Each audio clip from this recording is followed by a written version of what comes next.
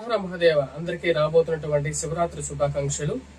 ఈ యొక్క శివరాత్రి రోజున చిదంబరంలో కొలువైనటువంటి నటరాజ స్వామి గురించి తెలుసుకోవాలని చెప్పి అందరికీ ఆతృతగా ఉంటుంది. నటరాజ స్వరూపంలో ముఖ్యంగా మనం చూసినట్లయితే స్వయంవారి తాండవ స్వరూపంలో ఉంటారు. ఒక కాలేమో ఆకాశాన్ని సూచిస్తూ ఉంటుంది. అది మనిషిలో ఉండేటువంటి ఉన్నతమైనటువంటి గుణాలను ఎక్కువగా చూపిస్తూ ఉంటుంది. అదే విధంగా రెండో కాళ్ళు ఈ యొక్క అపస్మారక భూతం మీద నిలవే ఉంటుంది. అపస్మారక స్థితిలో మనిషి చేసేటువంటి చెడు పనులని తొక్కి పెట్టాలని చెప్పి మనకు సూచిస్తూ ఉంటుంది. అదే విధంగా స్వామివారి యొక్క పంచ జటాజుటాలు వచ్చేటప్పటికి పంచేంద్రియాలు అదే విధంగా పంచభూతాలను సూచిస్తూ ఉంటాయి. స్వామివారికి ఒక చేతిలో డంబరకాన్ని ఉంటుంది. డంబరకం వచ్చేటప్పటికి ఆ యొక్క శబ్దం ద్వారా ఉండేటువంటి నిర్లిప్తతను దూరం చేస్తూ ఉంటుంది.